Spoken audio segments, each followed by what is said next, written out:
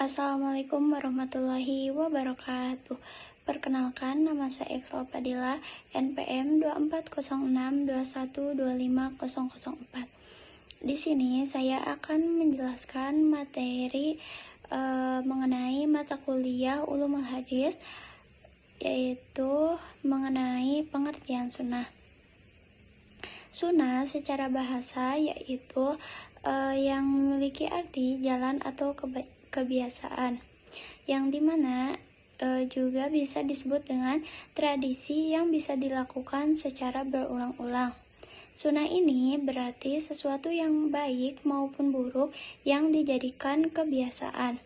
Sedangkan secara istilah, sunnah adalah segala sesuatu yang berasal dari Nabi Muhammad SAW, yaitu berupa perkataan atau disebut qauliyah, perbuatan yaitu fi'liyah, dan juga ketetapan yaitu takririyah.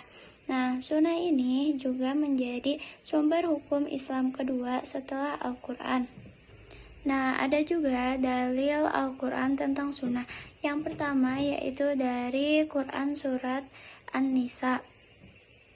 Bismillahirrahmanirrahim. Ya ayyuhalladzina amanu atiullaha wa atiur rasul, yang artinya, wahai orang-orang yang beriman, taatilah Allah dan taatilah Rasul. Dari ayat tersebut dapat dimaknai bahwasannya menunjukkan kewajiban itu mengikuti sunnah Rasul.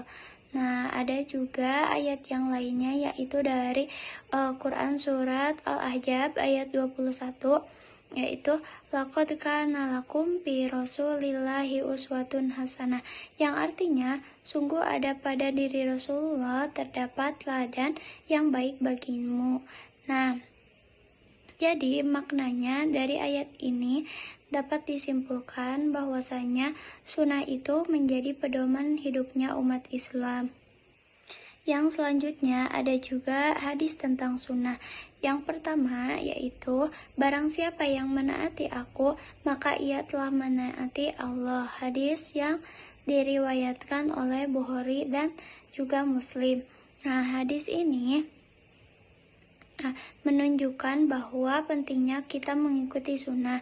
Ada juga hadis yang lainnya menyebutkan bahwasannya, aku tinggalkan kepada kalian dua perkara, kalian tidak akan sesat selama berpegang kepada keduanya, yaitu kitab Allah dan sunnahku. Nah, jadi sunnah itu sebagai pedoman hidup setelah Al-Quran. Nah, yang selanjutnya yaitu mengenai macam-macam sunnah. Yang pertama yaitu ada sunnah qauliyah atau ucapan, yang dimana sunnah ini adalah segala perkataan atau sabdanya Nabi Muhammad SAW. Contoh misalkan hadis tentang niat, yaitu innamal a'malu binniyat, yang artinya segala amal itu tergantung pada niatnya. Hadis riwayat Bukhari dan juga Muslim. Maksud dari contoh tersebut dijelaskan bahwasannya ucapan Nabi itu menjadi pedoman hukum dan juga akhlak bagi umat Islam. Nah, yang kedua yaitu ada sunat fi'liyah atau perbuatan, yang dimana yaitu adalah segala perbuatan yang dilakukan oleh Nabi Muhammad SAW. Contohnya seperti tata cara sholat Nabi, cara berwudu, dan juga pelaksanaan ibadah haji. Nah, maksud dari contoh-contoh tersebut dapat dijelaskan bahwasannya perbuatan Nabi itu menjadi contoh praktis bagi umat dalam menjalankan ibadah. Yang selanjutnya yaitu ada juga sunnah takririyah atau persetujuan, yang dimana sunnah ini adalah suatu sikap diam atau persetujuan Nabi Muhammad SAW terhadap perbuatan para sahabat. Contoh seperti Nabi membiarkan sahabat memakan makanan tertentu tanpa melarangnya. Nah, penjelasannya bahwasanya diamnya Nabi itu menunjukkan pada perbuatan tersebut boleh dilakukan, jadi tidak dilarang dalam Islam. Nah, jadi kesimpulannya qauliyah itu ucapan, fi'liyah itu perbuatan, sedangkan takririyah itu persetujuan.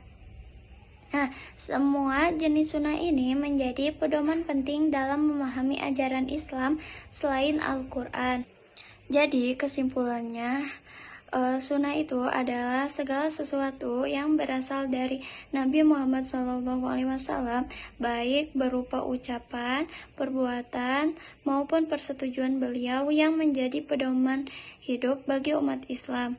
Secara umum, sunnah itu berfungsi sebagai penjelas Al-Quran, yaitu merinci ayat yang masih umum, dan juga sebagai sumber hukum Islam kedua setelah Al-Quran.